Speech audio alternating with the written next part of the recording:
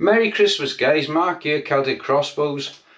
We're going to be looking today at the AR-15 survival stock system by Dennis over on 3D Cults. We've been looking at his STL files, etc, and the links I'll put down below. But most of you are familiar with the OP360 Alligator stock. Even when in its shortest folded in system, is way too small for any common sense. And to adjust it, you got to take your bolts in and out of the back every time, because it's sufficient friction to stop it from moving otherwise. So we're going straight in, no messing around.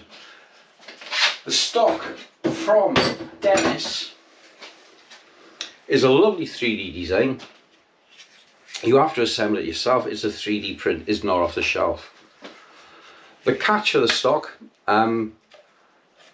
is it works great, the pivots etc, and you can just fold it down and use it under your crook of your arm to give you extra leverage for when you're staying on target and folding the stock. We'll see this now when we go into it. The ability of the stock gives you onboard storage as well. Looking straight through now, as we can see. And the beauty of this is, when you fit it onto your Alligator, the stock will only ever come about this far, which means you got this much storage in the back. This is the long stock version. There's a short stock version which looks virtually identical to the original AR stock. But with the stretch long stock version, it means that once it's locked in place and you can adjust it anytime you want, thanks to the standard AR style stock movement system. You can either just lock it off in one position and never move it again, so it gives you all the space to store your spare bowstrings, stringer, limb tips, string, wax, everything you need to maintain your crossbow can be stored in the stock. You can store milk, sugar, whitener, coffee, tea as well, so you can always have a drink ready on hand.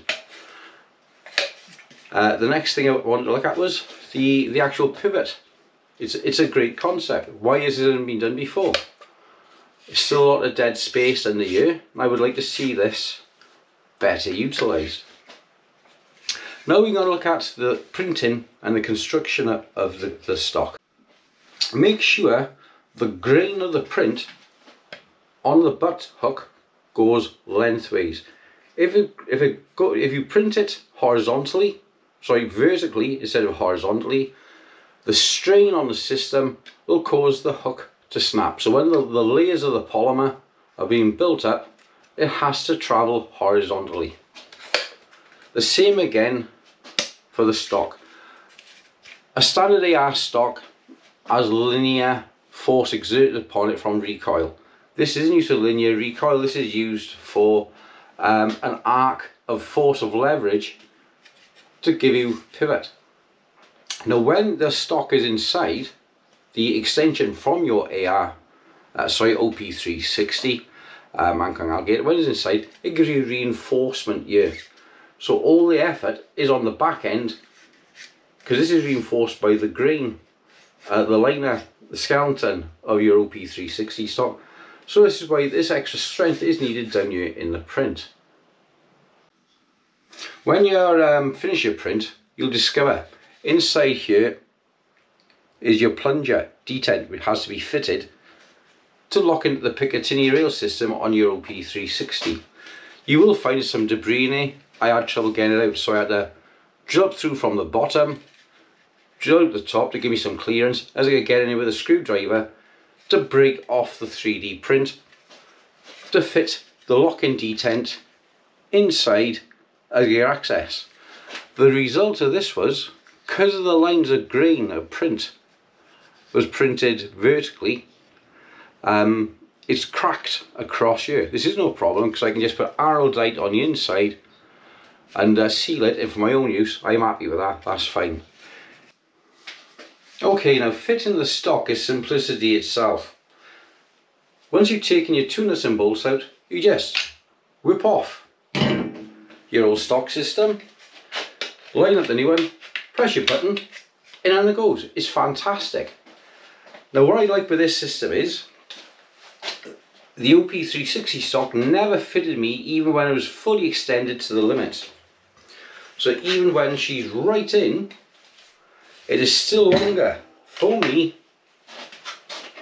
than the OP360 stock by a good 2.5 inches, 3 inches.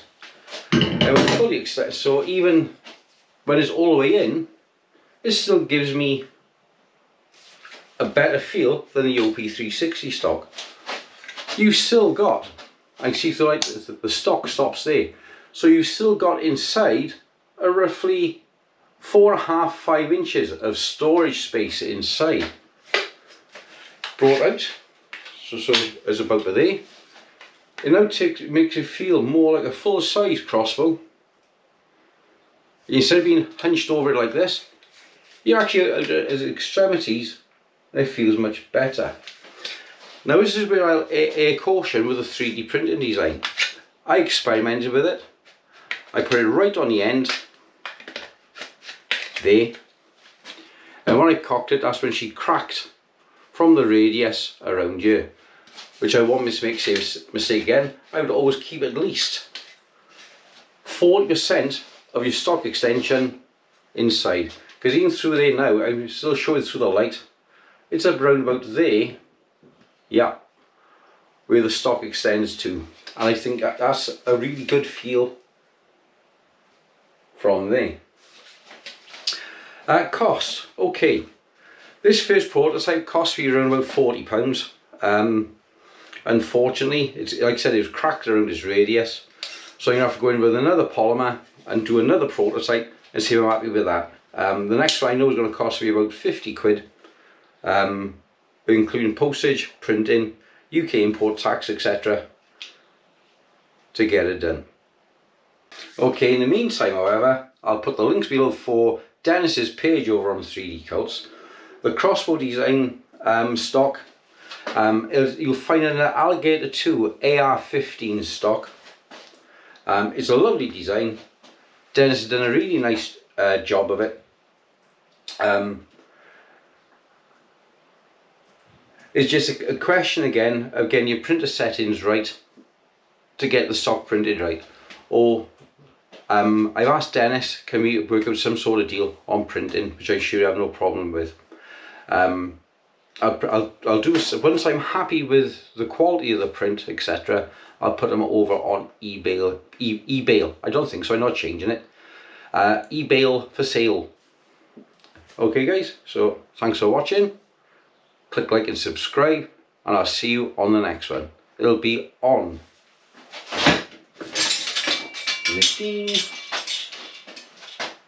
our Singer 2 Survival.